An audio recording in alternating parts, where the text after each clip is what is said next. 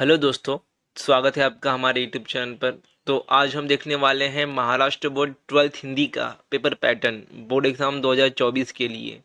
तो चलिए शुरू करते हैं आज का वीडियो। देखो, मैंने 12th हिंदी का सारा लेसन, सारे पाठ, कविता, सबका एक्सप्लेनेशन, पोयम का जो एप्रिसिएशन है, सब कुछ यहाँ पर अपलोड कर दिया है। आप ये प्लेलिस्ट चेक करिएगा, इसमें आपको सब कुछ सीक्वेंस वाइज मिलने वाला है। तो ये है आपका पेपर पैटर्न महाराष्ट्र राज्य माध्यमिक व उच्च माध्यमिक शिक्षण मंडल पुणे। तो यहाँ पर महाराष्ट्र बोर्ड का ऑफिशियल पेपर पैटर्न है, इसी के अकॉर्डिंग आपका पेपर बनता है, बोर्ड एग्जाम होता है। तो विषय है आपका हिंदी युवक भारती, कक्षा 12वीं 12th क्लास का है ये। आपका देखो पेपर जो है ना, वो 5 पार्ट में या फिर जैसे इंग्लिश में सेक्शंस होता है, वैसे ही 5 सेक्शंस में डिवाइड होगा। तो सबसे पहला भाग या फिर इसके घटक बोल सकते हो, वो है गद्य, यानी कि आपके लेसन्स के ऊपर वाला पार्ट, जो कि 20 मार्क्स के लिए रहेगा। उसके बाद पद्य, यानी कि जितनी भी कविताएं हैं उसके ऊपर के क्वेश्चन 20 मार्क्स के लिए। उसके बाद है 3 विशेष अध्ययन 10 मार्क्स के लिए।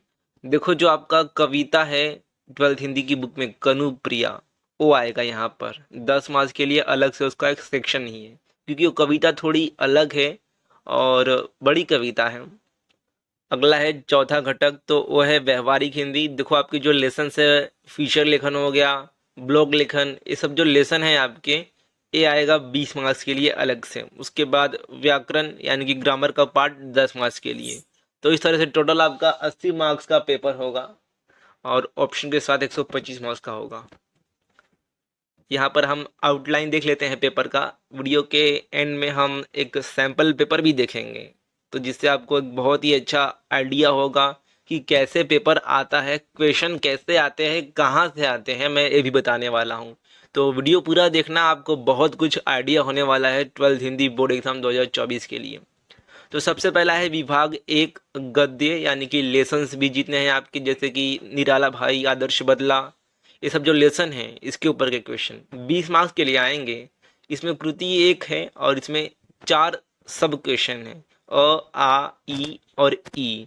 तो जो अ है वो है परिच्छेद, यानी कि 180 से 200 वर्ड का एक पैसेज होगा और उसके ऊपर क्वेश्चंस होंगे, आकलन, कृति, शब्द संपदा, अभिव्यक्ति। कैसे क्वेश्चन होंगे आगे देखने वाले हैं।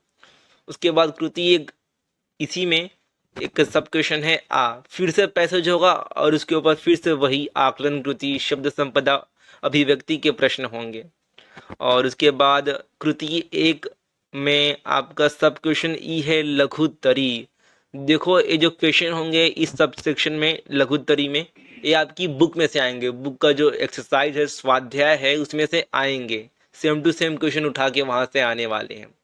उसके बाद जो ई है, एक वाक्य में उत्तर लिखिए, ये भी आपके बुक में से ही है। देखो, आपके जितने भी लेसन्स हैं, जितने पाठ और कविता हैं, उसके स्वाध्याय में एक ऐसा पॉइंट होता है साहित्य संबंधी सामान्य ज्ञान, जिसमें 2-3 क्वेश्चन पूछे जाते हैं। तो यही जो क्वेश्चन है आपका यहाँ पर आने वाला है ई में, सब क्वेश्चन ई जो है यहाँ पर एक वाक्य में उत्तर, तो वहीं से इसमें क्वेश्चन आने वाला है।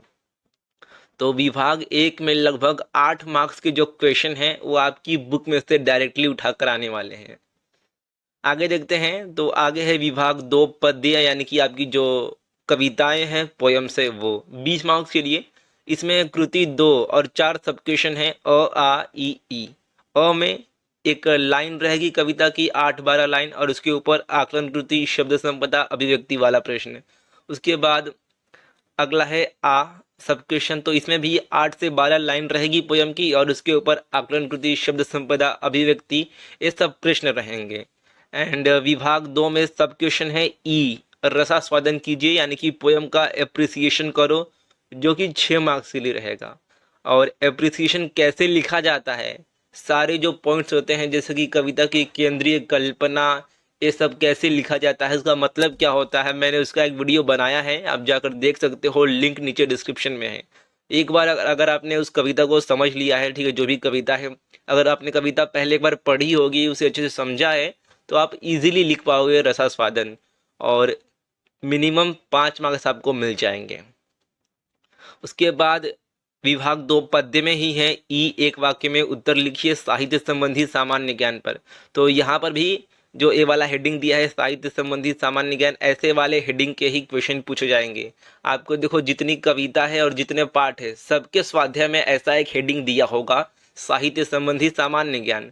तो जो विभाग एक गद्य का यानी कि लेसन्स वाला जो पार्ट है उसमें जो पाठ के ऐसे क्वेश्चन है वो आएंगे, और जो पोयम वाला जो विभाग 2 पद्य है उसमें पोयम्स के स्वाध्याय में जो ऐसे क्वेश्चन दिए हैं साहित्य संबंधी सामान्य ज्ञान वो आएंगे। तो लगभग आपके कुछ मार्क्स हाथ में ही हैं अगर आपने एक्सरसाइज के वो क्वेश्चन कर लिए होंगे तो। अगला है विभाग 3 विशेष अध्ययन अंक 10। तो देखो आपकी जो कनुप्रिया कविता है उसके ऊपर 10 मार्क्स के प्रश्न यहाँ पर पूछे जाएंगे, और ये कृति 3 है, इसमें 2 सब क्वेश्चन हैं और जो है उसमें है पद्यांश लगभग 8 से 12 पंक्तियों में, यानी कि यहाँ पर 8 से 12 लाइन होगी कनुप्रिया इस कविता की और उसके ऊपर क्वेश्चन पूछे जाएंगे। उसके बाद आ है लघुत्तरी।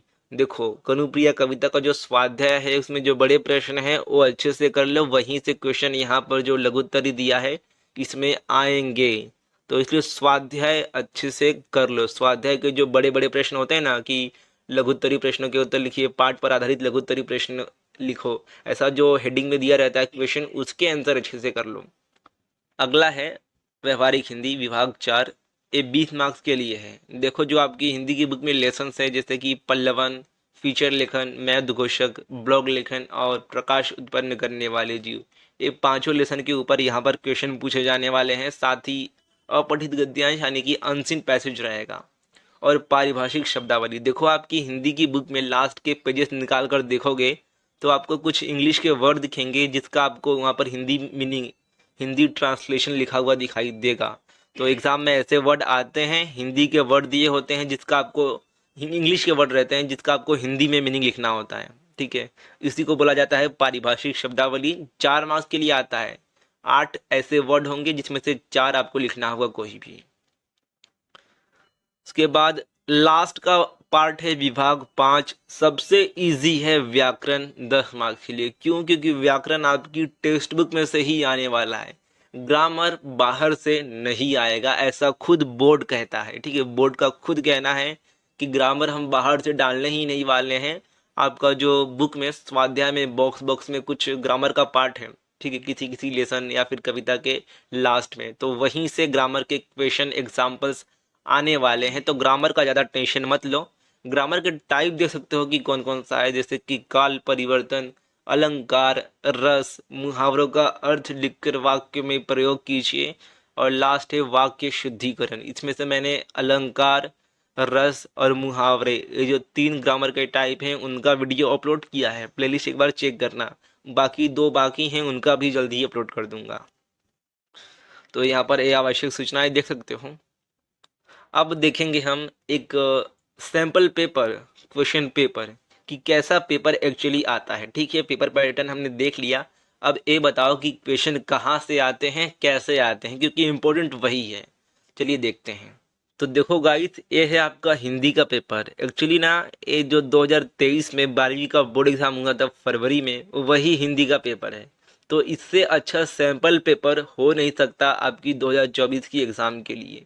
अगर आपने इस पेपर को अच्छे से समझ लिया तो आप सब कुछ समझ जाओगे हिंदी का।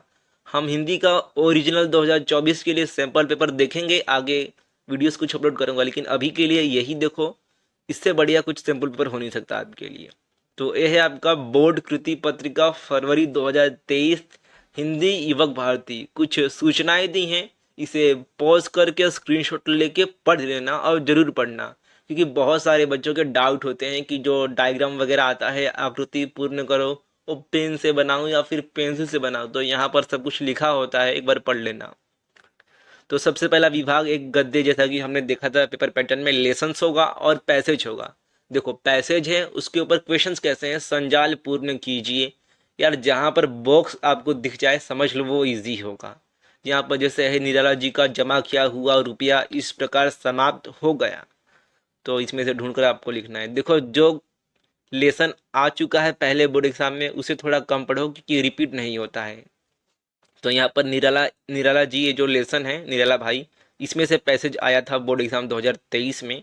तो यहाँ पर आप ये देख सकते हो उसके बाद है शब्द संपदा का, निम्नलिखित शब्दों के लिए गद्यांश में आए हुए विलोम शब्द लिखिए। तो जो यहाँ पर वर्ड दिए गए हैं उनका अपोजिट वर्ड इस पैसेज में से ढूंढ कर लिखना है, आपको इजीली मिल जाएगा थोड़ा अच्छे से देखोगे तो।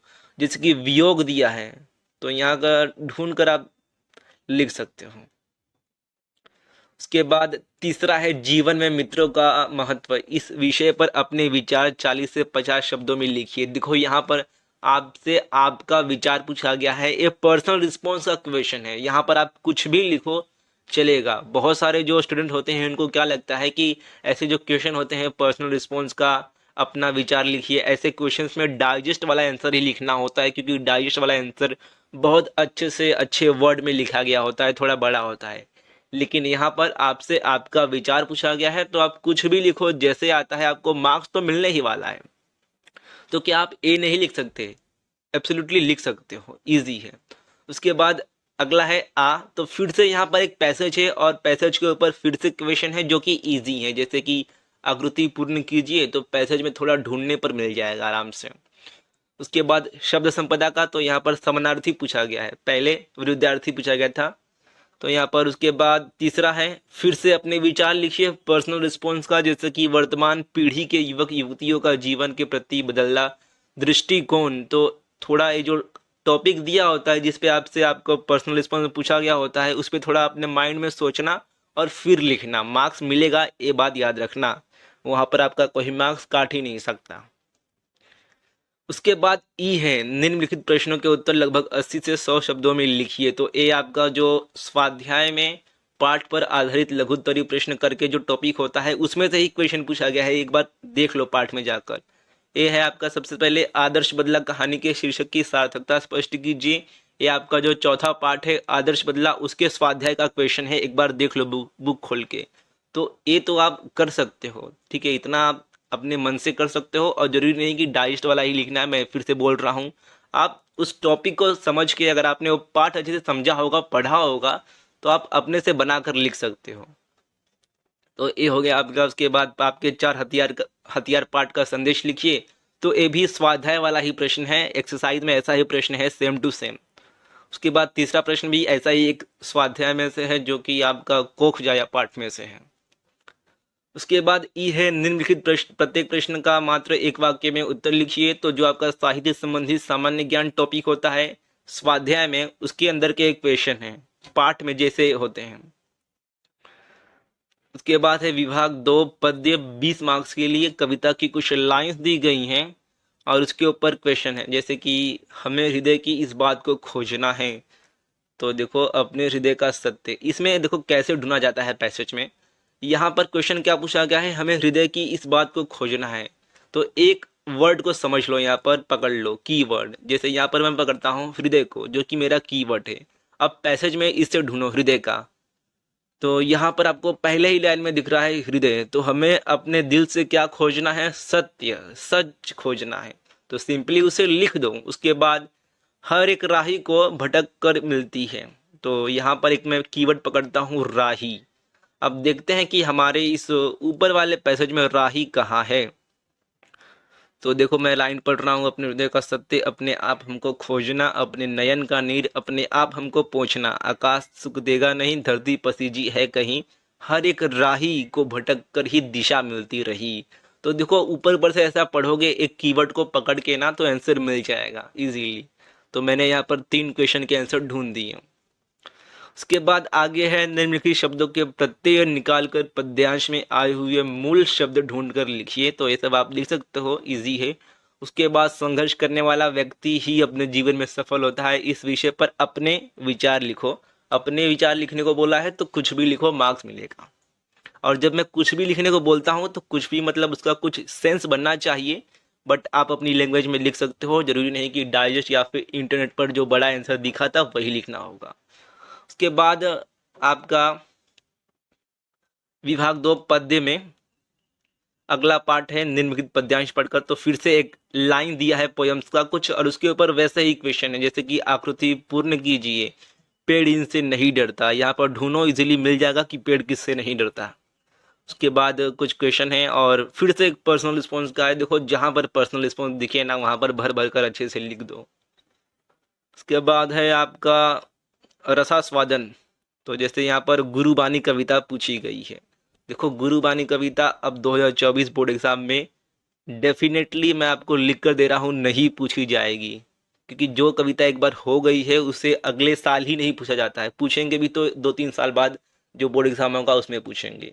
अब ये 2023 में आ चुका है तो 2024 में आएगा ही नहीं। और गुरुबानी कविता जो है उसका रसास्वादन थोड़ा हार्ड लगेगा, क्योंकि कविता का लैंग्वेज थोड़ा अलग लगता है आपको। तो ये हो गया आपका कविता का रसास्वादन। इसमें पॉइंट्स कौन से हैं? रचनाकार का नाम, पसंद की पंक्ति या पसंद आने का कारण, कविता की केंद्रीय कल्पना। देखो एक और बात कहना चाहता हूँ कि बहुत लोग क्या करते हैं, अभी कविता का आपको रसास्वादन पूछा गया है और पहला पॉइंट है रचनाकार का नाम। तो यहाँ पर गुरुवाणी कविता का आपको रसास्वादन करना है और पहला पॉइंट है रचनाकार का नाम। तो बहुत लोग क्या करेंगे ना कि रचनाकार के नाम में सिर्फ जो कवि का नाम है वही लिख देंगे। जैसे यहाँ पर गुरुवाणी कविता लिखी है गुरु नानक जी ने, तो बहुत लोग सिर्फ लिखेंगे गुरु नानक जी। आपको एक वर्ड में नहीं लिखना है, ठीक है? जो कवि का नाम है उसको एक सेंटेंस में लिखना है। तो कैसे लिख सकते हो? इस कविता के रचनाकार हैं गुरु नानक जी। एक सेंटेंस में थोड़ा बनाकर लिखो कि वह अच्छा दिखता है। उसके बाद है पसंद की पंक्तियां। तो कोई भी 1-2 लाइन उठाकर लिख देने का, पसंद आने के कारण ये भी अपने से लिखो। तो लगभग 3 मार्क्स यहाँ पर आप अपने से बना सकते हो। कविता की केंद्रीय कल्पना, इसके लिए आपको पोयम थोड़ी पता होनी चाहिए कि पोयम में है क्या। उसके बाद अथवा करके दिया है, आम आदमी की पीड़ा को समझते हुए चुनिंदा शेर कविता का रसास्वादन कीजिए। तो देखो 2 रसास्वादन है। ये वाला है आपका मुद्दों के आधार पर यानी कि पॉइंट्स में लिखना है, और ये दूसरा वाला है अर्थ के आधार पर यानी कि पैसेज में लिखना है। तो दोनों टाइप के यहाँ पर अप्रिसिएशन पूछे गए हैं, पॉइंट्स के आधार पर और पैसेज वाला जो होता है अर्थ के आधार पर।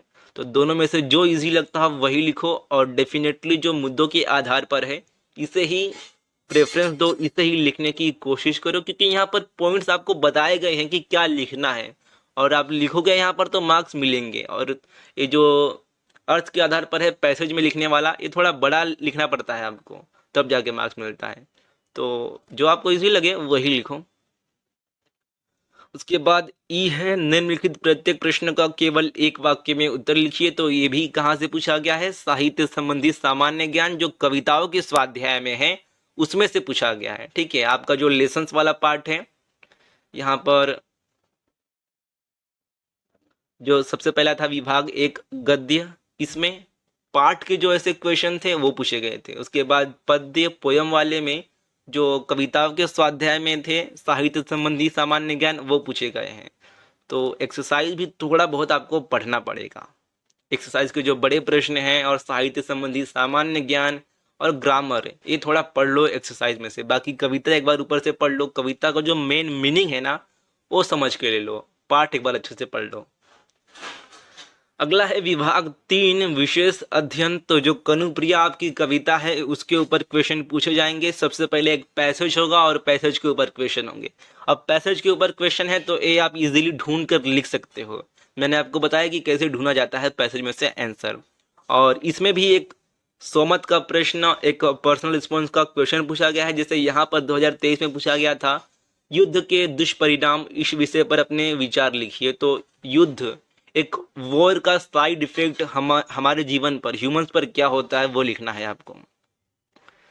उसके बाद इसी में आ है, एक बड़े प्रश्न है यहाँ पर 2 है जिसमें से एक लिखना है।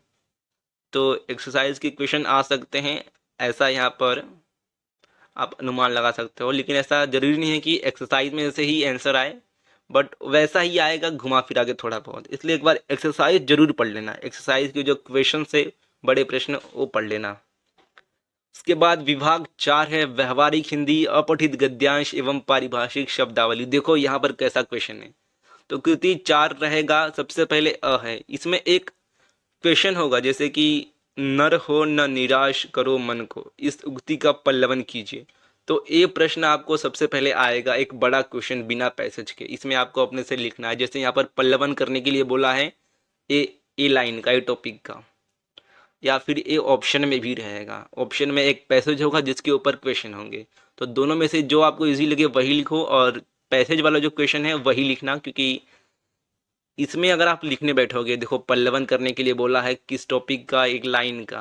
अब आपको ये लाइन ही नहीं पता होगी तो कैसे पल्लवन करोगे, इसलिए पूरा मार्क्स मिलने के चांस नहीं है यहाँ पर ये वाले ऊपर वाले क्वेश्चन में। इसलिए जो अथवा करके पैसेज वाला क्वेश्चन होगा वही करना विभाग 4 में।